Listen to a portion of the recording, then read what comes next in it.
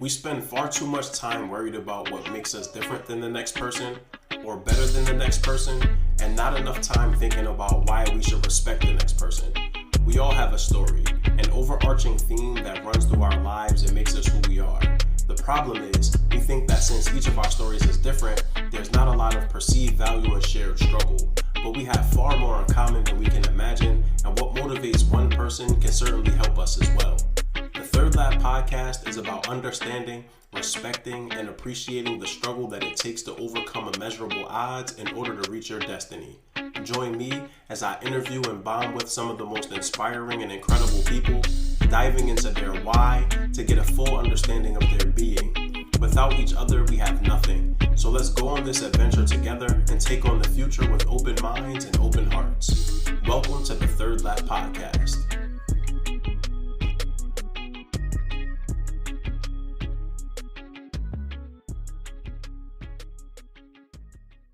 What's going on, everybody? I'm really excited today because I get a chance to connect with my brother here, Jimmy Smith. Jimmy and we've been talking about recording this episode for a while, and so glad to finally get him and pin him down for like an hour and a half to make sure that we have the time. Jimmy is a busy dude doing a lot of stuff. And so Jimmy is the digital content producer and writer at Fourth and John. Jimmy is one of the hardest working dudes, always on Twitter, reposting stuff, Facebook, reposting stuff, all about the Eagles, man. And so Jimmy, what's going on with you? How's everything? Oh, man, it's a pleasure to be here, first and foremost, Mal. I can't thank you enough for having me, but it's going really well, man. Thank you so much for having me. I'm happy to be here, to be honest with you, Mal. You're a friend that I enjoy talking to, and seeing you do something like this, I'm proud of you, and I'm proud that you're out here spreading positivity. So thank you for having me, man. I appreciate you, man. I've been on your show like 3 times already on the road to victory, so I feel like I had to reciprocate. I'm looking forward to being on the show again, and so that kind of leads us right into how we know each other. So Jimmy and I met 8 months ago, through Fourth and John. So Gail Sayers, episode 4, who is the co-creator of Fourth and John, reached out to me one day. I was just talking to him, and he was like, "Hey, there's another writer here that I think that you will really get along with. You should connect with Jimmy." And so connected with Jimmy, just went off in a message. I think we just respected the fact we both knew our stuff about the Eagles, started chatting over the summer. Jimmy had me on the Road to Victory show several times just to talk about the draft and upcoming season. And, that was just a ton of fun. But yeah, man, anything you want to share about how we met? Well, you mentioned it, Gail, great man. We always talk about, how much he helps us. Yep. And he knows that I'm someone that I've been through a lot in life, and, always looking for people to talk with and, find good friends. And I think he knew, right away that you and I would hit it off. Yep.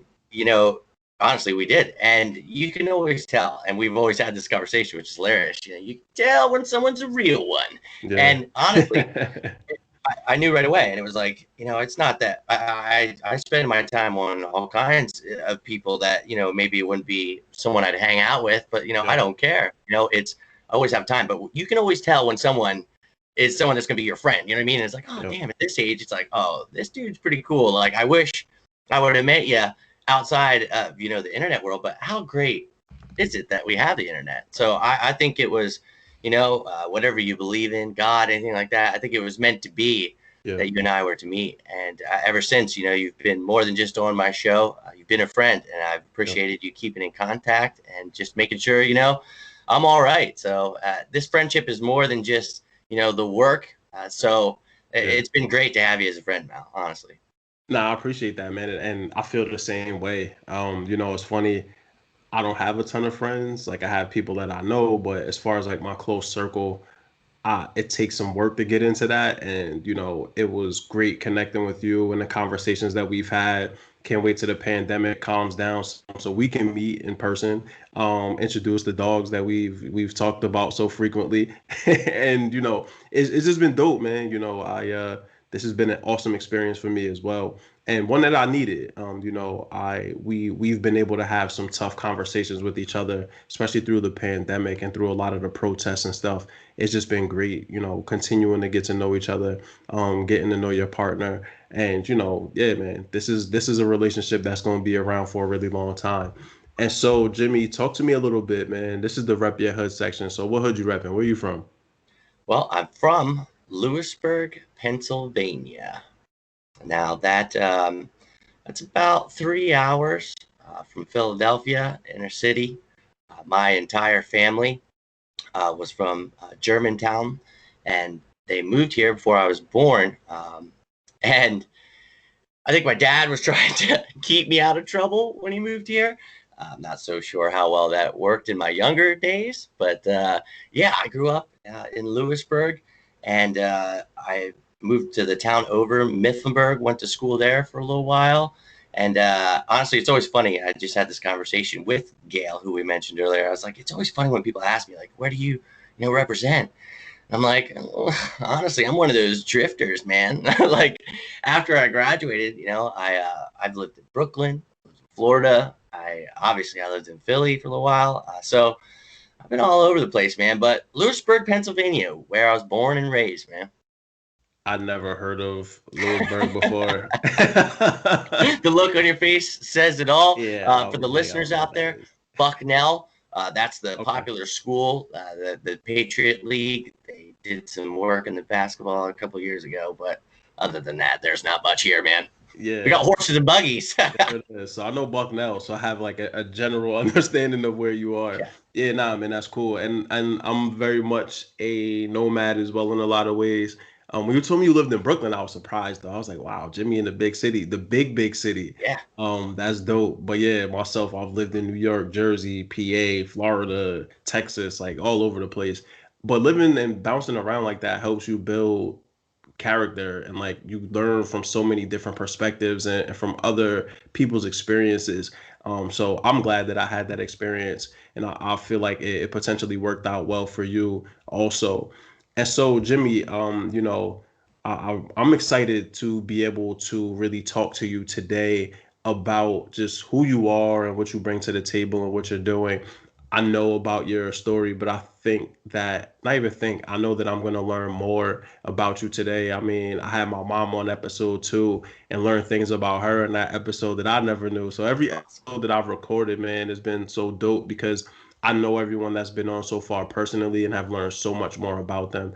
And so to just kind of jump right into, your story, man, talk to us about the beginning of your career. So, you currently do digital content as a producer and writer at Fourth and John. You created On the Road to Victory. But talk to us, like, what even led you to want to get to this work in the first place? Well, that's a good one. Now, I'm an aspiring broadcaster, journalist, but essentially aspiring to be Derek Gunn. Really, you know what he does? He does it all. Analyst. He breaks it down. Stuff that we do on my show that I have you on. That's something I've been passionate about Eagles football since I was born. That was something, it's been my grandfather, worked at the stadium at the first championship. Like, I mean, ridiculous stuff, so it's been passed down. But so, the passion part. Eagles fans, you'll know what I'm talking about. Non Eagles fans know what I'm talking about. We're crazy. Yes, we know. But that passion, it was always something I loved. And my dad couldn't stand half of the, broadcasters and announcers. It killed him listening to half these people, Chris Collinsworth, and stuff like that. So I would learn all the players in Madden and do all this stuff. And I wanted to know everything. So I just learned everything about football. And, then I played it. And I really loved football. I was pretty good at it, not trying to toot my horn, but I was pretty fast. And I, started varsity in ninth grade. And then, I turned to a different path. I found alcohol and weed and even some other fun things in that time. And in this area, you don't have much else to do. Not making excuses, but I found myself going down a darker path. Now, my father was pretty ill as I grew up. He had cirrhosis. So he started getting sicker and he wasn't able to go to games and things like that. So it kind of like turned me off. And But one thing I still wanted to do was broadcasting. So I still was this bad kid, but I still wanted to do this broadcasting. So we had announcements in the beginning of the day. Okay, that's the first class. Now I found out I could go into school at 8:30, tell my teacher that I was down at the library. I controlled the absentee list, so I could always be late. So I was taking advantage of the system right off the bat. But what I didn't, I thought I was gonna. That's why I was gonna do it. And there was this teacher, and he was old school guy in the Navy. Like, dude, he had to be like 70 something, but he had all these tats. Like, he was, and everybody's like, you're going to hate him, man. He's like the hardest, the meanest teacher ever. And I'm like, oh, great. Like, this is going to really stink. This guy loved me. And teachers weren't a big fan of Jimmy Smith back in the day. I'm going to be honest with you. This guy he just thought I had it. And I was like, all right. So I actually found, like, I really started to enjoy it. And so, like, every day I started coming in, he, like, maybe want to be on time, like, started caring. And I really got into doing it right. And, like, good morning, Mythenburg High. I'm Jimmy Smith. And, you know, I really I loved it. And after I graduated, the reason I moved to Brooklyn was to try to become an actor. Now, here comes another excuse I used. I watched my best friend pass away right before I moved. And when I got there, honestly, all I wanted to do was drink and pass away the time. So I didn't even pursue any kind of acting or anything that I had planned on moving to Brooklyn, New York for. So now I'm just out in Brooklyn, an angry, mad dude. But I met good people there. And like, those are plenty of good stories. But I started just becoming a salesman. And I really liked people. I always liked people, even though I didn't really like myself. And it was always something I started doing. And throughout time and all the moving I've done, you know, I started getting into sales. That's mostly what I've done most of my time. I got away from pursuing any dream. So, well, fast forward now, a couple of years ago, I decided that I would try to go to school for business. I wanted to, you know, finally do something. And there's this local school, like, you know, not a big school or anything. It was a McCann School of Business. And I wanted to just get something under my belt and hopefully try to do some things with accounting. I really like numbers, which most people don't. So I thought, I'm just going to get by, you know, just the average Joe kind of thing. Well, then I got thrown a curveball and almost died. And I, you know, found out I had cirrhosis. But I had a battle for a month and didn't know if I was going to live. And through that time, I had my family, my beautiful girlfriend, and her son, who is pretty much my son. We've been together for 7 years. He is now 10, so since he's been 3. But they were my rock. But the other rock that you know is the Philadelphia Eagles. And they would be there by my side. We'd be talking Eagles, doing things, and they're always that helped me get by in these times where, you know, I don't know if I'm going to live to see the next day. So trying to find peace and everything. And my girlfriend came up with the idea that, hey, you know, I'm always trying to push you, but why don't you like start a group or something? You always like talking about Eagles. You're stuck in this hospital bed. Why don't you start talking Eagle stuff? You're really, you know, good with that. So I decided to start a Facebook group, and I'm not even like big into like social media at this point. Okay. You got to realize I'm 30 years old and I'm like, I don't like, I kind of use it. I'm trying to be cool, but I'm still that embarrassing guy. Like, you know, so I'm like, yeah, I'll get into it. So I started, and man, I started finding all these passionate fans, and it was a beautiful thing. Well, 2017, and, you know, my message was, you got to fight, you know, you got to fight for what you believe in, who you are. And honestly, as I'm giving these people this message, I'm fighting for my life. I'm trying to tell myself this message. That's honestly, as much as I do want to help people, I'm not saying I'm trying to be selfish, but I truly needed it. And I don't know if I knew that, but it was such a blessing to reach out to others, because I told people my story, and I told them, hey, this isn't just about football. So if you need anything, reach out. My God, I've made so many friends and met so many people just because they're like, hey, meant a lot that you know, did that. Well, you know how 2017 goes. You know, well, the Eagles lose Carson Wentz, and I'm trying to tell people, you know, hey, let's just believe, let's fight. And honestly, I'm scared to death what's about to happen. I'm like, hey, let's just ride with our team. You know, and I'm fighting for my life. I got a different perspective here. Well, people tell me, give up, the Eagles suck, this, that. And my whole point of the group that I began, was to fight. So no, I'm not. Well, we ended up winning the Super Bowl. At that moment, I was like, okay, this is it, baby.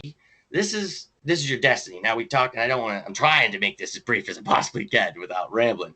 But, we talk about how much it meant to my dad. My father actually passed about 7 years ago now.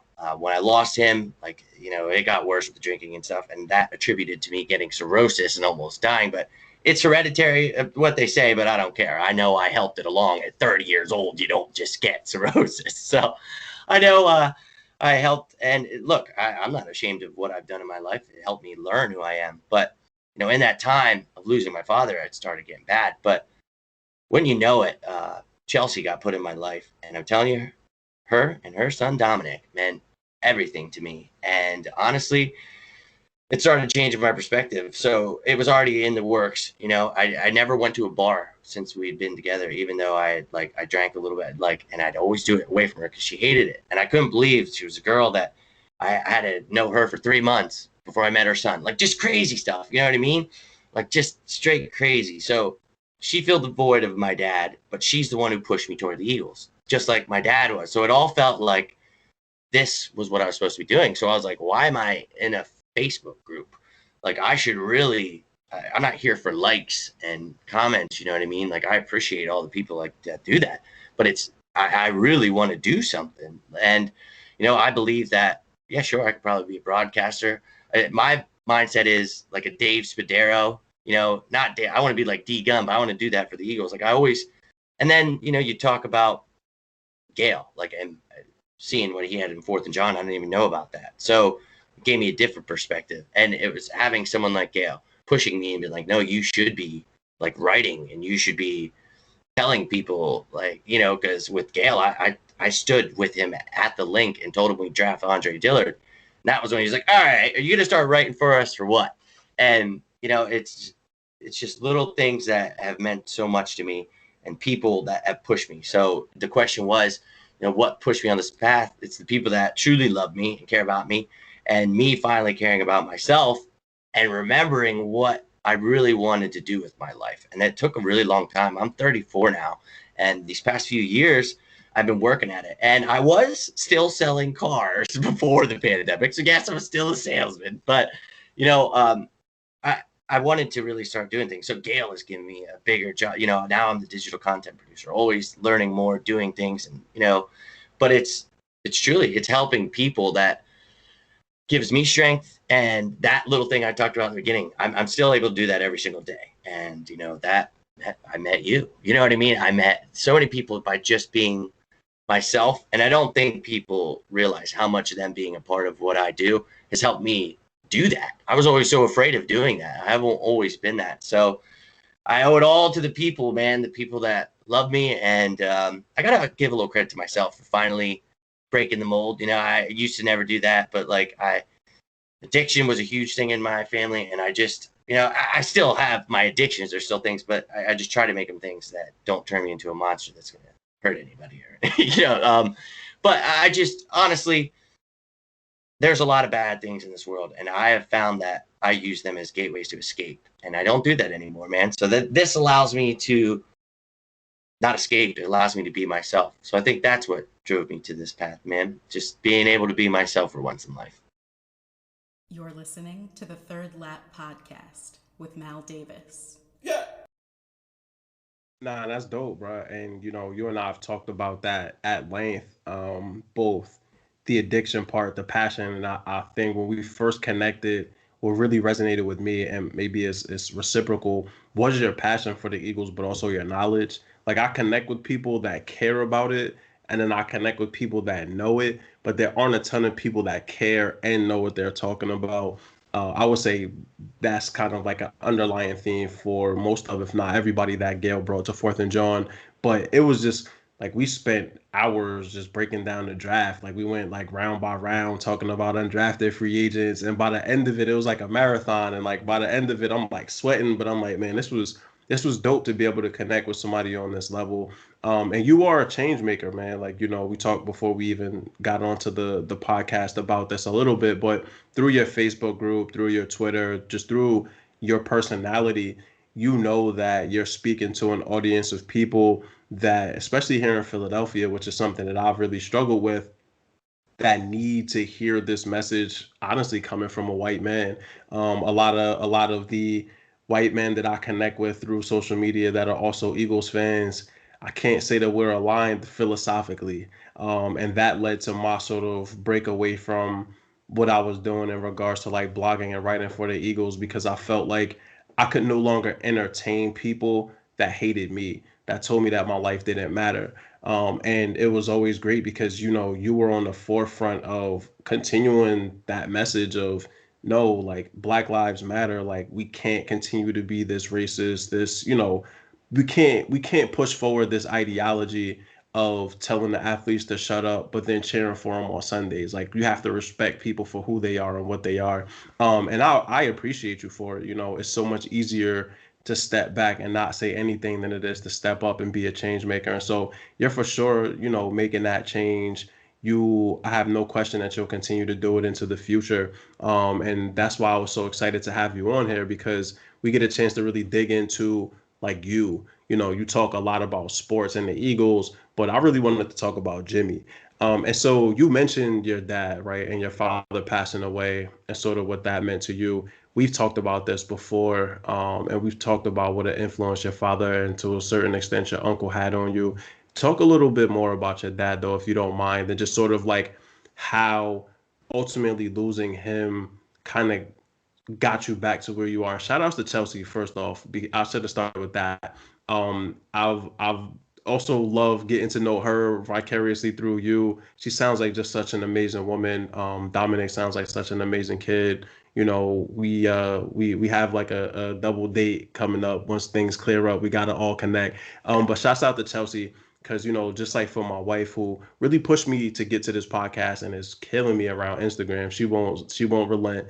And I appreciate her for it. But, like, having a partner in your life that sees the best in you, but also sees that, like, there are things that you can do and encourage you to take those steps, and are there to, like, work with you and talk with you to encourage you to move forward. It's priceless. And so shouts out to Chelsea too. But yeah, man, I would love for you to just talk a little bit more about your dad and ultimately, like, what losing him meant to you.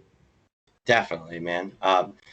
Wow, that was it was a tough time. I was very young still in my mind, fresh 27. But when I found out my dad was sick was when I was a young kid, and he had cirrhosis, and they told him he would only live for like 5 more years. So at that moment, as a boy, I'm thinking, I have 5 more years with my dad.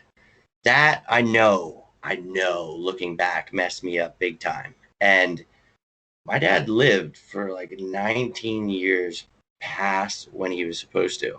And he lived till I was 27. And man, he was a pretty amazing person. He actually was a drug and alcohol counselor. He himself was an addict, and he got cirrhosis at a young age, but he quit at the age of 30, just like myself, which is hilarious to me. But yeah, he always told me the thing about my dad was, you would think, oh, drug and alcohol counselor, how the heck, what were you doing? But that rebellious spirit, I had to do my own thing. But the thing was, my dad always, like, he never was like, oh, you're a piece of crap, like, you're doing this wrong. Even, the cops are calling him, and get up, he's doing this, like, just all the time I was getting in trouble. And he always just taught me love me. Now, sure, he was hard on me. He'd be pissed when I got in trouble. I'm not sitting here saying like, oh, you're a good boy. Like, I think it was helpful that my dad was hard on my ass pretty hard. Now, he did it with love, though, and I always knew that. And he never, like, berated me and made me feel like I was nothing. It was always, especially when it started to turn into with the drugs now, because he knew it was him. Like, he felt like in his mind, like, him being ill was the reason. Like, I know you're trying to escape that pain. And it was just like, he was always right. And I didn't want to hear that, but he always just kept giving it to me. And the older I got, and the more I started drinking and not caring, me and my dad always had an awesome relationship because we had the Eagles. So every Sunday, no matter what, I was still with my dad, and he'd still throw his stuff in, like, hey, something about drinking or something about, your life could be, a lot better. I understand it's definitely bringing you down, and it always was. And he was always right, and I never wanted to hear it. But he always planted those seeds. And what's crazy to this day is, at first it was, oh my God, that was the hardest thing ever. And when it first happened, I just drank and drank and drank and drank and drank until it finally just hit me like, this is not what, your dad wants, like, at all. I was trying to die. I really was. I just didn't want to live, but I wasn't strong enough to even kill myself because I literally I didn't really want to die. It just was the worst feeling ever. And losing him was tough because he truly was that person that was always there for me. He was that friend you talk about. Like, I've always had friends that crossed me or did something. It was like, now growing up, I actually lost my childhood, my teenage and my adult best friend. So losing him was just like, okay. And you think you're going to be prepared because I knew from a young age that he was going to die. But I think that truly messed me up. But if I wouldn't have had him, I would be done for right now, because all the things that he taught me and told me that I, always tried to brush aside, all register now. And they registered when it mattered most, when I was sitting there on my deathbed, when it was, okay, well, here's your decision. You're either going to walk out of here and you're not going to drink and you're going to live a happy life, or you're going to drink and die, just like your dad told you. And I was in a hospital bed 2 rooms down from where my dad died. So it was like I was in there for a month, dude. And I have like PTSD from hospitals from him. Like, I can't even go myself, like, to doctors, hospitals. So now I get it. And at first we don't even know what it is. I'm just, dude, they're just prodding me with stuff like, drills in my back, everything, every surgery you could think of every day, trying to figure it out. And it was like, oh my God, I'm reliving it and seeing Dominic looking at me. It was like how I looked at my dad. So to this day, my dad's still here with me. And, people say stuff like that, and you can think whatever, like whether it's in spirit or they talk to him, and whatever people do to get by, you can't hate on that, man. And, for me, I've got his picture right here. I've got, but I've always got him in my heart. He's always on my mind. And I'm always remembering things when life seems hard. And it's like, I never thought I would not drink, because drinking is the social thing. That's the drug that everybody says is okay. And it's probably one of the most, well, it is one of the most deadly ones. And, withdrawal from it can instantly kill you. So for me to just be like, I'm done. Now, I was lucky I was in a hospital dying. Most people don't get that wake-up call. When I say that, people are like, lucky? What? It's like, look, I'm here, okay? That was horrific, and it was a very bad time, but I made light of it, dude. I was making live videos. I'm walking around with my stuff, like, because it reminded me of my father. Like, all that strength came from him, and I was lucky, and I always tell people that, and it's like, that pain of losing him was rough, but I'm so blessed to have, whether it was a short amount of time, he did a number. And dude, after his funeral, they had this bonfire thing, like the AA and NA people, and thousands of people just kept pulling up, like coming up, while me, my sister and brother, like, sat with his like best friends at this fire, and people just came up to us. It was kind of like a extended funeral kind of thing at this huge campfire thing they used to always do. And they all were just coming up, and each one would come up to me and my siblings and like tell us a story, or like how our dad saved their life, or like how he wouldn't be here today. And it was just like, wow, like, he didn't just mean that much to me. Like, he impacted thousands of people, and he's a great man. So it's always given me that strive, to be a great man. But my father was so awesome, dude. Even when I was down and out, he always called me the free spirit. And he, not to hate on like my other siblings, but he's like, you're just different. Like, you just think different. You see it, man. You see the world. And my dad was like that. Like, he was in Vietnam, then came back and turned into a hippie because he was like, nah, I'm good on all this. So like, my dad just changed his whole outlook on life. And, he probably saw some things that obviously I never seen, but that helped him become who he was. And then he helped me just, you talked about me trying to stand up for what's right. That's always been the name of the game. And the people that came up at that bonfire were like, the thing I loved about your dad, that man kept it real. Like, you couldn't BS and you couldn't bring your hate to the table because he'd call you out for it and call it for what it was. Whether you want to spread your self-hatred or, most things, he could see it. And, that was one of the things I hated, dude, because it was like he could see right through me. But I love it now. And it's like, I feel like I have his power to just read people, feel people, help people. And I think that man had the greatest impact of anyone is ever going to have. And there's a lot of good people in my life, but a lot of influences I have that I truly, I always try to learn from like intelligent people, and even if they're not intelligent, like just people that speak from the heart. I always just want to learn more about human beings, and I even learn about the bad people just so I can. And you and I have talked where I grow up. It's not many people stand up around here, and it's the complete opposite. And my father, when he moved here, I don't think he realized, what he was moving into. So he wasn't quiet about it. So I damn sure am not going to be quiet about it.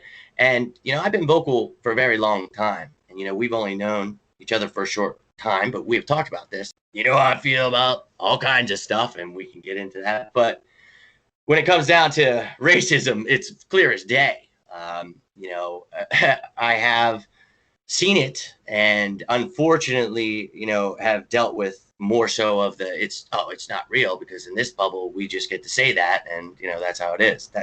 And I don't play that game, so people dislike me for that. But you talked about it. Those aren't the people I'm here for. I'm here for the people that are listening that think they can't have a voice, maybe, or maybe think that they can change something, and maybe they come from a small town, or maybe they've done so much bad, or they've done this or that. My father taught me that is the biggest BS you'll ever lie to yourself about. I mean, that's bullcrap, man. If anything, the more bad you've done, the more you've learned. So I think my father has been the greatest teacher. I think he is a great man. And I know that I'm not the only person sitting here saying that to this day. So that's pretty cool to know that, he had an impact like that. And I can only hope, with him, I kind of drifted off there, but that was one of the things that, when he called me the free spirit, he said, I always believe that you're going to do greater than I'll ever do. And it's like, well, what are you talking about, dude? Like, first off, I can't even stop drinking. You think I'm going to do anything great? But, that's kind of where it comes in with On the Road to Victory. I'm on the road to victory with my life, and I want everyone else to come along for the ride. I want their lives to go the same way and just pursue what you want to do. And in the end, I hope that I can help people just like my father. So it's funny. He was right. So he's still here talking to me, and it's like, damn it. I sit here talking to people, giving advice. I'm like, I see him just looking at me in the picture like, you got me. You did. That's another one of like the commonalities that we have. So when you told me that your dad was a drug and alcohol counselor, I was like, wow, yeah, my pops is too. And, has been a recovering addict now for 35, so 32 years. I was just gonna say, don't say 32. That's weird. Yeah, 32 years, man. He got sober, clean and sober when I was around 3. And that was a big reason for him getting on that pathway, and he hasn't faltered. And, when I was really bugging, especially in my like teens and early 20s, he was the same person for me, talking like, man, listen, my mom was too, but think that it was easier for me to ignore her because like she didn't really do the same things that I did necessarily, where my dad he was out there in a very similar way. And so he always told me throughout my whole life that, Mal, he was like, man, by 30, like you're gonna have to, I was smoking weed. So he's like, you're gonna have to stop smoking. And I'm like, I'm not ever gonna stop. Like I never thought that there would be a world where I stopped smoking. And here I am in this world where, I don't smoke. And it's like, wow, I don't drink. It's been interesting. And, having that voice helps. And, I'm glad that your father was there for you. And it's important too also, and for all the parents listening to this show, support your kids when they're down and support anyone when it's easy to support people when they're up, when they're doing the right thing. And there were tons of people who didn't believe in me. And I tell people all the time, I was supposed to be dead 14 years ago by 21. And yet just, recently, well, not even recently, but turned 35 and I'm still here. Right. And so same for you. I'm sure that there were so many people that doubted you, so many people that felt like, Jimmy can't make it. He won't get there. And you 34 years old, like you said, you're on the road to victory with your life, with your family, with your career. And that's just amazing, man. And I'm such a huge advocate and cheerleader for you because you have such an awesome story. And why I wanted you on here is to be able to like tell that story sort of unfiltered, and really be able to dig into it. And so we've talked about how we know each other. You talked about where you're from. You talked about your story from like starting off to where you are now, the influences that you had with your father, the struggle with cirrhosis and with drinking. You're listening to the Third Lap Podcast with Mal Davis.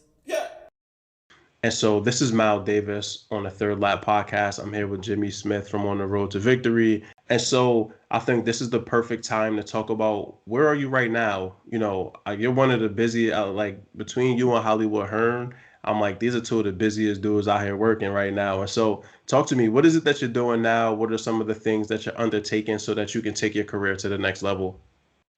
Yeah, we briefly talked about, Gail being a big help. Had me start off writing, and I like writing. I've always liked that.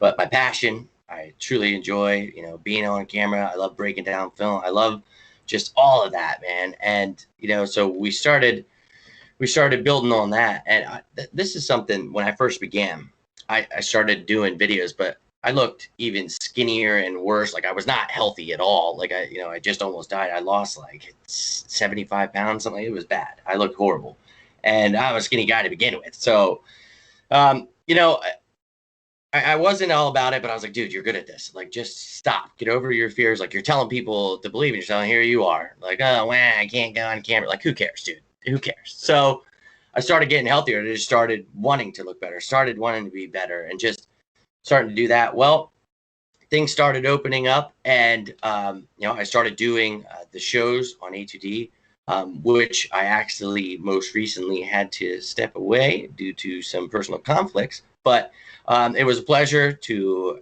get the work from Tom, and I appreciate what he did. But had to step away, and Fourth and John has given me more. So now I am in charge of digital producing, and this is great because I told you in the beginning that I wasn't even really big into social media or using any kind of anything. I didn't like computers. Now, I always liked messing around with graphics and things like that. So I figure I've got an Eagles group. Why not start making cool pictures to go along with these cool little stats and cool little stories I was writing?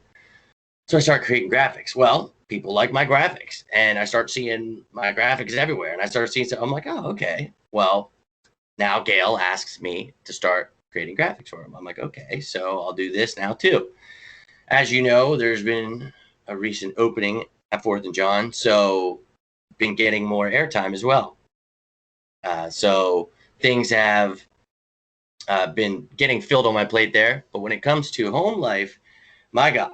So Corona threw me a curveball, and yeah, I can't work with my cirrhosis. So unfortunately, I've been stuck inside. But my child cannot go to school. So we've been stuck with virtual homeschooling. And I just want to say that it is horrible to have to try to act like you enjoy every second of it because it's rough. I hated getting up that early to do that, but I get up at 5:45. My girlfriend leaves for school, and then I'm banging out schoolwork with him, man. And it's intense, but I love it because it's actually one-on-one work, and I know that he's actually getting the care he needs and what he needs to actually get the job done, and I know he's safe. So it's a good thing, but it fills my plate. It definitely makes things go crazy at times where I'm trying to. There's Eagles news coming out, and then all of a sudden there's like a virtual meeting or something he's got to do. So it's been insane adding to my plate with her being at school. Drives an hour away, so she's gone for most of the day and the night. So playing now the last this corona's got me inside. I'm back again, stuck inside for like 6 months, playing Mr. Smith, the teacher and homeschool and dad, I guess. No, I've been doing that, and I do some other graphic work, some business card stuff for people. But that's what I have going on now. What I have been trying to do is I try to get people to come on. I love bringing on guys like you that know their stuff. Try to bring on some superstars every now and again. Had Derek Gunn on, Mark McMillan, but I'm just trying to build a place where people can come, talk their birds, get away.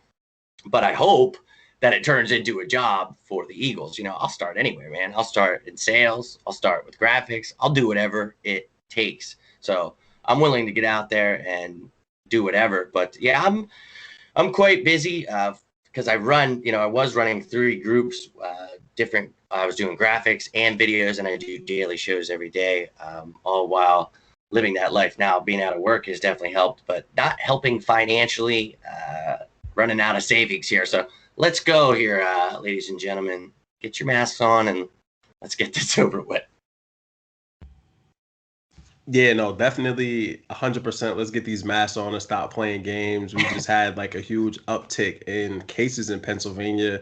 So we're already third wave and all of these different things. And it doesn't help to have a quote unquote leader in the White House that is not a leader whatsoever and has, really contributed to this pandemic. Now, by the time this episode comes out, prayers up that we have a new leader in the White House and it's no longer 45, but there's also a chance that it will still be 45. And yeah, we won't get into that. But this episode is actually a week before Election Day, so we don't know who won yet. Good energy. Let's put it out there. Right, like this will come out well after. But we, as of right now, as of recording this episode, have no idea who's winning the election. So, we've both. I voted. Jim, you voted as well already. Yep. Early voting is the way.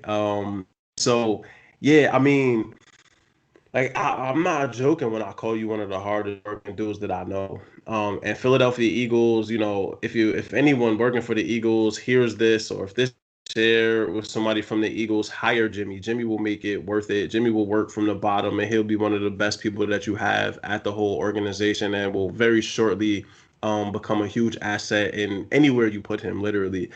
Because Jimmy, I was, first off, when we first met, I didn't realize that you were doing this every single day. And so, like, I would get on Twitter and then I see Jimmy go live. And I'm like, wait, is this an old episode? But he can't be doing an old episode, but going live. And then I go to sleep. I would wake up the next day. I'm on Twitter on, and Jimmy's going live. I'm like, all right, hold on, yo. This dude is going live every day. Like, this dude is, he's a savage with this work. And you always bring interesting content. You're not getting on and just talking nonsense. You're not getting on and talking about the same thing every day. Like, literally, you're mapping out, okay, this is what I want to talk about. Here we are. You get on for like an hour or so and like rock it. And so it was, again, just awesome to get on. I believe you had, so you said Derek Gunn, Mark McMillan, right? You had on as well? Yeah. Awesome, man. Like, if you're from Philadelphia, like, you know who those people are. If you're not, like, Jimmy brought on some heavy hitters already. I've been on the show several times. You had Malley on too, right? Chris Malley. Yeah. Soko, I'm pretty sure. Actually, yeah, we were all on the show together with you when we were breaking down the Eagles draft. And so Jimmy has created a platform in and of himself that is palpable, and I see your followers growing exponentially. I see the people that are interacting with you regularly growing exponentially. Every time I see you go live, I share it. Anytime I see your comments or content, I like it and share it. I had no idea actually you were running 4th and John social until like 2 weeks ago when you told me, like, yo, Mal, I'm busy. Like, I'm running social now too for 4th and John. I'm like, wait, what? It's like, when did this happen? But it says a lot about you because, like you said, there was an opening at 4th and John, and like you stepped up into that void. And seeing Hearn step up more, seeing Prime step up more, seeing you step up more. There are a lot of people, Ryan Neal, step up to like collectively fill that spot that was a pretty important place and position for 4th and John, like a pretty specific voice that was a void now. And seeing so many dope people step into it has been awesome. We talked about where you are right now, all the work that you're currently doing. Where do you want to go with this ultimately, right? Like, you talked about working for the Eagles. What other future ambitions or endeavors do you see for yourself? Well, and that's the thing, this is a journey, and I know that it will probably take time. And adding jobs like this, you and I had talked about, adds to my resume. It really just does things that push me toward that goal. Now I know that there's probably going to have to be a bunch more things that I add into that resume before I get to the Eagles, but that's why I'm out here every single day, putting out content every day in hopes that it pushes me, somewhere where someone sees me, whether it's a sales job and then I get to talk to someone like, hey man, you need to be drafting this guy, just putting it in their ear. I kid. But, I'm the kind of person, that I just always want to fight for what I get. I've always had to my whole life. So I like it. It makes me like it when I got to fight. And this is something where I had to tell people in 17 to fight for their Eagles, and I got people telling me to quit. And it's like, no, no, no, no, no, no, no. That's not how this works, So I'm just trying to remember that I used to feel like giving up. So now that's just been my whole message. So my whole thing is keep fighting, and adding, running Fourth and John, doing the Instagram, Twitter, Facebook, all the fun things. Now it's just down to me and Fourth and John creating different graphics for each one. It fills my time, but I'm gonna be real with you. I got more time. I'm always every day learning more things because I hope that it turns into maybe something, at a local. Now there's not much around here, but maybe locally where I can move closer. It doesn't matter. But what I really, really, really, okay, I just wanted to briefly mention that before I get into what I really want to do. But, that's what I want to do with my career while I'm here on Earth. I understand I got to make money. I got to do things, be part of the world, and I want to do something that I actually enjoy doing. So I hope to turn it into something that I can at least, provide for my family and not have to worry about paying bills or when a pandemic hits, freaking out about my next meal or something. You know what I mean? I'm just trying to provide for my family. So that's what I want to do there. But in the long run, what I want to do in this world is what I kind of mentioned earlier. And that's, I just want to help as many people as I possibly can. And some of the ideas I've had, because I was crazy when I first got out of the hospital. It's just like, I want to help myself, but I want to help everyone. And I just want to, but you can't fill your plate like that. So I had to calm down, had to start seeing what I needed help with, what I could actually help with. And, through the years, I've really seen that, it does help to tell my story. It does help to just be me. And a lot of people, appreciate and respect that, just the honesty, because I've always been that way. And I think that's why, I I was always respected where I was from. I can't say I had the best of friends because they weren't exactly there for me while I was dying. So, but people liked me because I always spoke the truth and I'd always tell you the truth. That's something my dad always hit home with me. You always tell the truth, even if it gets you in trouble. So bring it on, but I think that I want to help spread the truth. And you mentioned earlier, I'm very vocal about the truth, and I always have been, since I was a young man. Read some certain things that really changed my perspective. And I lived a different perspective just because of my father being from Philadelphia. I didn't have that closed-minded outlook that a lot of people where I'm from did. And, everything that's ever happened to me has helped shape me into that free spirit my dad always called me. And I think that in the end, I want to be a free spirit that allows other people to be free. And I want to help them just find who they are in this world and not what job they want to do necessarily, because even in the end, I don't really know what I want to do. Like, I want to be a broadcaster. I want to do things. I know I want to do certain things, but in the end, it doesn't matter. As long as I can provide for my family, that's what matters. Because I feel like I've already half won in life. I found that missing void I had. I found Chelsea and Dominic, and I have them. And the rest is, how can I provide for them? How can I keep them safe? And in a crazy world, that becomes a concern. But I honestly, I want to protect them, and I want to protect other people. I want to just help this world, man. It's hurting. And I just feel I've always been empathetic to that. My heart hurts, man. Whenever I just read any news or see like people just hurting, like I've always, I was always the dude punching the bully in the mouth. Like, you didn't mess with me. Like you know what I mean? If you were picking on people, you were messing with me. And that's one thing. Even when I was a drunk, I was still that guy. So I've always, I hear people make excuses when they're drunk or something. And it's like, hey, I never turned into a piece of crap, but I did hate myself at the time. So now what I try to do is love myself and let other people know that they can love themselves too. even if, whatever they've done or whatever they've been through, or it just, so in the end, that's what I hope to do, is just be an impact. And I hope I can make my dad proud, and truly make his words come true. He saying that I would make a bigger impact has always stunned me. And he just keeps being correct about things over and over. So I'm trying to make him right, and I'm not living my life to fill my dad's shoes or be him. That's not what he'd want. I'm trying to be that free spirit he always knew I would be. You're listening to the Third Lap Podcast with Mal Davis. Yeah, and that's the perfect segue to the next portion of our conversation today. And so, once again, this is Mal Davis on the Third Lap Podcast with Jimmy Smith. We're talking about his pathway to where he is, where he's heading in the future. And I can completely relate to what you mentioned about wanting to provide for your family. Like, that's number one for me, as my wife and I talk about adoption, and, we really want to add children to our relationship. Like, that's the number one priority, is like, I never want my kids, I never want my wife to struggle for anything. And now, honestly, my wife is getting her MBA right now, so she ain't struggling for much. She's doing her own thing. But I also feel internally motivated to like match and exceed that effort, because I want to make sure that like we support each other. And so I can completely relate to that, completely relate to, how this pandemic has kind of thrown things off, but I think in a lot of ways it's forced us to sit and think and reflect and really plan more purposefully. Marquise Richards, who was episode number 5, he talked about intentionality, and intentionality to me is something that's so important, something that we miss on a lot, especially when we're younger. So to hear it from a 25-year-old was incredible, because when I was 25, I was intentionally messing up, right? Like, that was the only intentionality I had, was making mistakes on purpose. And Yep. so, but now it's like being intentional, planning, being purposeful, being optimistic, looking towards the future with hope is not something either of us had 10 years ago, right? Like, we were both in a very different place.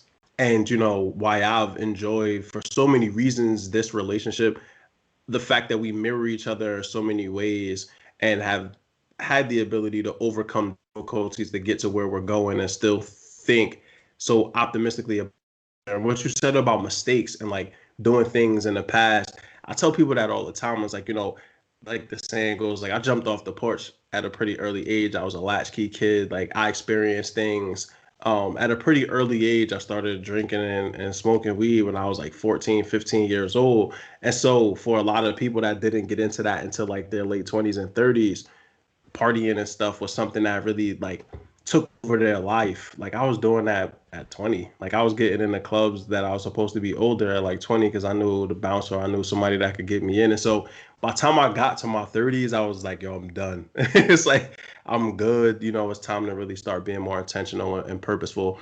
And so, Jimmy, you've talked about where you're from. We've talked about how we know each other, your career, which is inspiring, your relationship with your father, which was amazing, your relationship with Chelsea and Dominic, and how they've helped to push you forward. And so I would love to hear more about your motivation. And I think you dropped those jewels and those gems throughout this entire podcast. But right now, I really would love for you to just focus on, what is your why? What keeps you so optimistic? What keeps you from going backwards and drinking and being that Jimmy of the past, knowing that, like, man, I have so many more things that I want to accomplish? Well, I think you said it right there. I have so many things I want to accomplish. And I just started having a different outlook on life. I just started waking up and being like, what can I learn? How can I improve? Kind of look at myself, like a video game character. Like, how can I add, the ability points or whatever? What can I do to make myself better? Not only just at my job, but learning to be a father, learning to, just what did my dad do? How did, did this help? Did this not help? What should I, so I think what motivates me is myself first and foremost. And that was something I never, ever had. I used to walk around and act cocky. I used to act, like I was cool, because I truly hated myself. And that was just my defense mechanism. People would always try to, the older kids would always try to mess with me when I was younger, until they learned real quick who I was. And that was just I had a crazy brother. I'm not like a fighter guy. If you'd ever see me, like that's not my thing. I grew up around violence though, and that was something I didn't like. And I think anger controlled a lot of what I did. So I think what motivates me now is to not be that angry person, because I know that those things were not me. Those were influences and those were things put in my life. And I look back and I am able to see things that happen to me and I don't let them beat me up. It's like, oh, okay, well, that makes sense why I acted like this or did that. And I don't use it as an excuse. I try to learn from it and understand it. And I think that motivates me every day, that I get to learn something about myself. But like you said, I told you throughout the whole show that I literally could not do any of this without my father. And then when he was gone, Chelsea came. And, let's not leave out my mom, my brother, and my sister. I love them all to death, and they've been there for me in times of need too. But, when you lose someone, that's a big thing, and that obviously impacts you. But he was huge in my life. And now Chelsea, having her, my God, her and Dominic gave me the drive. I literally was like, okay, when I get out of here, I'm done. Like, I'm going to do it for them. And every single day I'm going to remember that I'm doing it for them, myself and them. That's what this is for, us as a family, and my dog, Herschel. So we've got 4 of us, man. We're a little gang. And every day I'm motivated to learn more about myself, learn more about the world, the human mind, that, there's so many books and texts and things that are out there trying to tell us what the facts are or the truth is. And now I'm not saying that the books that have facts aren't facts. Okay. Don't get me twisted for any kind of trumpet or anything here. I'm just saying there's a lot of things out there that want to tell us different tales. And it's like, it's okay to think. It's okay to think for yourself. And I think it motivates me every day to think for myself, stand up for the world, be a voice that a lot of people won't be, and I love, when you said that earlier, it's like, it feels good to hear, you say that. And I'm not looking for self glorification or any kind of gratitude, anything like that. I don't do it for anyone but myself, because I'm tired of watching people be hurt, because I know what it's like to be hurt. So I'm motivated as hell, man. I've got all kinds of stuff. My dad, Chelsea, Dom. I mean, I want to make the world a better place. And that's my motivation, dude. And if you see the world around us, everyone watching right now, or listening right now, sorry, they're going to be, listening to this in December. And I'm sure we're still going to have a lot of chaos ensuing, because winter is coming. But man, right? It's not hard to get motivated. Like, we need change, man. And, be the change. It's always been my motto. So I want to be the change, man. Yeah, and that's something that my grandmother talked to me a lot about too, is like, be the change in the world that you want to see. And I tell people, it's funny, I thought she came up with that and then found out it was Gandhi. And so I was like, oh, okay, she was quoting Gandhi. It still works though. Yeah. But 100%, that's how I live my life as well, is like, be the change that you want to see. It's easy to, again, sit back or take a step back or really just not participate in a comprehensive manner, when in fact it's an imperative that we step up at this time when we are in the midst of civil unrest that we haven't seen since the late 60s, and we're literally fighting the same fight for then that we are now. And so be the change. If you live your life trying to be the change in the world that you want to see, I feel like you can never go wrong. And I loved all the motivational aspects that you mentioned. It's clear that your family and the things that you've gone through and overcome and have been able to put behind you continue to like propel you forward.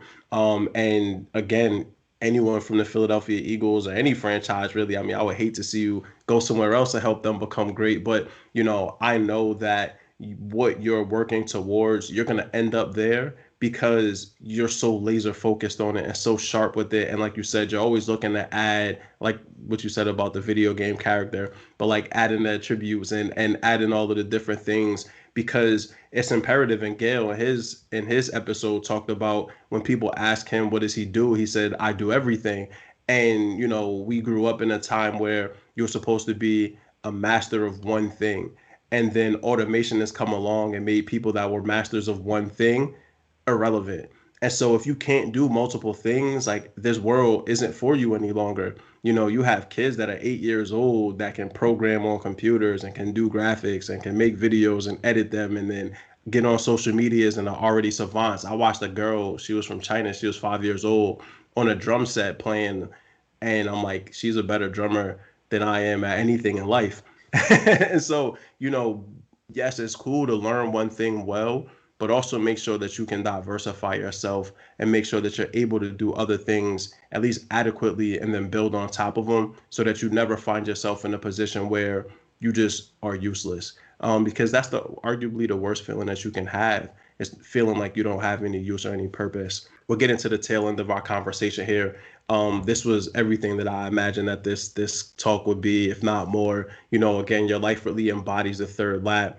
It's all about motivation. It's all about when tough times hit, like tough people keep going. And everybody that I've had on the podcast so far has toughness and is tough. And not like gangsters, right? Like you don't gotta be a gangster to be tough. Tough means that when you're down and you've hit rock bottom, you bounce back. We've all had those dark times. Sharif King, who was episode number 1, he talked about sleeping on his couch with the candles and like how that ended up defining him, and he never wants to go back there.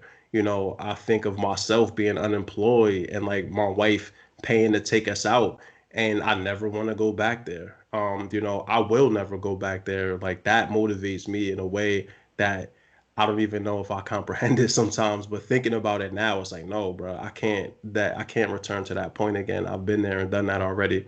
And so again, we're at the tail end of the Third Lap podcast here with Jimmy Smith. And so, Jimmy, what are your motivational thoughts for the people, right? Like if they only catch this 2 to 3 minute segment of the episode for whatever reason, they jump right here to this time marker and this is all they hear. What do you want people to walk away with?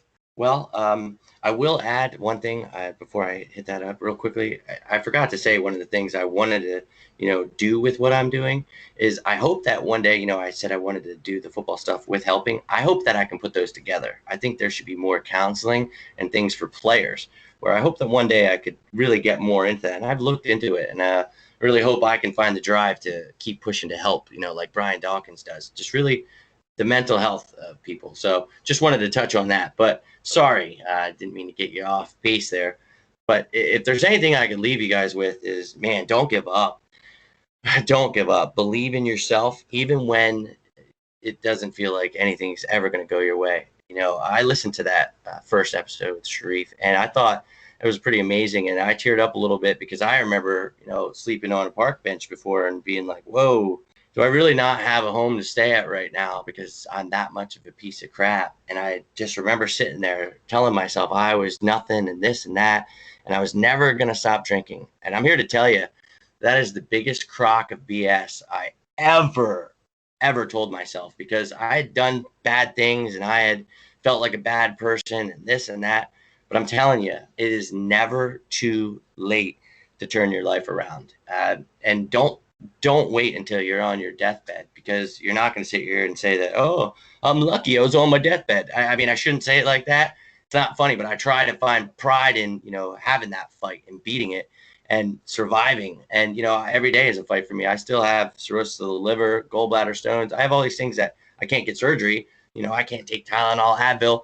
I never, ever will make an excuse. I try to find motivation. So I want to leave you guys with, find what matters to you, find your motivation, and make that what you do every day. Don't find time to get into the drugs and alcohol, all the things that this world wants you to get into. Find yourself, man, because learning who you are and learning about the world is the most fun I've ever had, getting to be part of my family. So find yourself, be yourself, believe in yourself.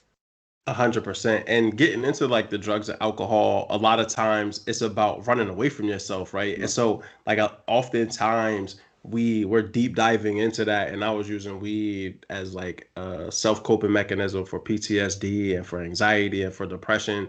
And then all of a sudden it stopped working. It made it worse, right? And then, I'm sober and going through sobriety and talking to my wife, like, man, like it brought me to tears one day that, I was smoking as much as I was, taking edibles, and like it dawned on me like, man, I'm really in that much pain. I'm running from that many things. There are so many things in my life that I haven't addressed head on in a way that I need to, that I felt like it was imperative for me to spend almost every day high.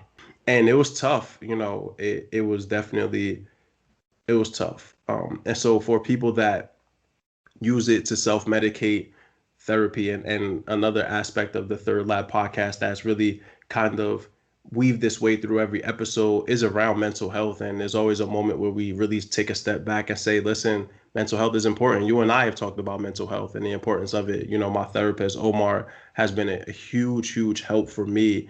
And we had a great conversation this past Thursday, that just passed by, and I needed it because like I felt myself kind of shifting and unsure of what I wanted to do next, and he really helped to recenter me. It was just imperative. And so, folks, I'm not going to tell you to stop smoking. That's not my job. Or stop drinking. That's not my job. But I am going to tell you is that if you're using it as an escape route, stop escaping, face life head up. Whatever it is you're running from, you can face it. You have the power, you have the strength, and you have the fortitude to overcome it. I believe in you. Jimmy believes in you. We love you. And then, if you overcome it and decide you want to party, I ain't gonna tell you don't party. Make sure that you're taking your life seriously. Because what you said, Jimmy, was like being sober and like stringing sobriety together in a way that I have. I didn't realize what I was missing out on. I didn't realize what I was doing to myself. And so, I can speak firsthand, much like you can, around like what addiction does to you, how it changes your mind. I'm grateful that it didn't take me laying on my deathbed to figure out that I needed to make a change, but it did take like a significant event in a very different way for me to finally realize that it was time for me to make a switch. And so you spoke about your motivational thoughts. I think that everything you said is super motivational. So if folks only get that 3 minutes, I think they'll still walk away with the jewels, but hopefully they've listened to the whole episode. And so again, we're closing this out here. What are you reading right now, Jimmy? Or what's something that you've read, or maybe an audible, like an audio book that has helped you? Is there anything that comes to mind? Well, you and I were talking a little bit about this, and I thought about it. I'm like, okay, now I've been reading a little bit of motivational stuff, but I would probably, okay, if you want motivational, right now I'm reading Crushing It, Gary Vee. He's a guy that's really just all about getting it done. I take stuff from all kinds of people, though. But a book that changed my life forever, and this is up to you guys. This is going to set you on a different path, but 1984 by George Orwell. I read that as a young man, and I had already started thinking differently about the world around me, how they use the drugs and media and even food against us. And I'm not trying to sit here and be a conspiracy theorist on you, go crazy on you, but these things are used against us. And, that book changed my entire outlook on life, and it truly set me down a path to be myself. So if I could recommend any book, it's 1984 by George Orwell. Oh man, what a book. 1984. Oh man, I think we read it in middle school, and I didn't have the comprehension of it at that point that I needed. And in Animal Farm we read too, which was like another one of those where like you just got to get older to be able to comprehend what it's really telling you. Yeah, 1984, man, dope book. I was in ninth grade, man. Just imagine. 15-year-old boy, right, just learning, I'm like, what is this? And we might have to start like a conspiracy theory podcast, because anybody that knows me, I've gotten better. I used to get heavy into them. I find that like I don't have the time necessary to really deep dive the way that I used to. But to like lend some credence to what you're saying right now, anybody listening, look up Operation Paperclip. And you'll find that it's very interesting how the government has figured out ways to drop subtle hints into our media, into the things that we consume in regards to multimedia, that has a direct influence on our behaviors and how we respond to things.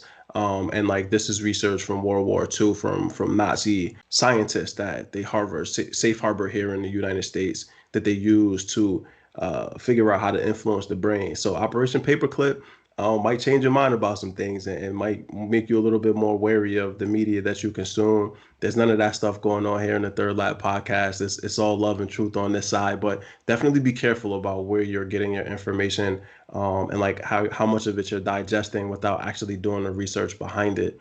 But yeah, man, and Gary Vee is dope. Gail introduced me to Gary Vee when I started about a year ago, trying to figure out better ways to promote my social media. So I follow Gary Vee on everything that I'm on. He shares a lot of really great content. and it's just an all around dope dude. I know that he wants to end up owning the Jets. I have no, much like I know you're gonna make it, he'll be the owner of the Jets at some point. True. There's no question. And so, where can people find you, man? We're now at the end here, and so I'm gonna, as always, post your social media with the post when it comes out. But I want to give people a chance to shout themselves out. So where can people find you on all the socials? Yeah, I'm sure there's millions of Jimmy Smiths, so you're going to need a little more than that. You can find me at On the Road to Victory on Facebook, Twitter. The handle is at OTR2, the number 2, Victory. And then that's the same for Instagram, OTR2 Victory. So, yeah, On the Road to Victory, look it up and you'll find me. So it's funny when we added each other on Facebook, you're like Jimmy Smith, and I put in Jimmy Smith, and there's one picture, and I knew it was you. Is you and Chelsea kissing behind the Lombardi Trophy? And I was like, listen, if this ain't Jimmy, then I don't know Jimmy, man. It's And a great so, one too. I got my super long hair, like it's when my yo, hair was down, like yo, to my ass, dude. And right. that's a great pick. I love that picture, man. It speaks volumes of the things that you care about, right? Which is your partner, and then also that wonderful Lombardi trophy that we brought home. Finally, you have the banner behind you there, Super Bowl champions. That Super Bowl forever changed my life, man. Like I shed a tear, like I actually cried joy, man. Like I hugged my dad. We were at my dad's homeboy's house, and like I hugged my dad and my mom. And it's like I won. Like I was in training camp putting the work Mm-hmm. with them, man. Having been a torture fan and watching the Eagles go to what 5 NFC Championship games, fall short against the Patriots.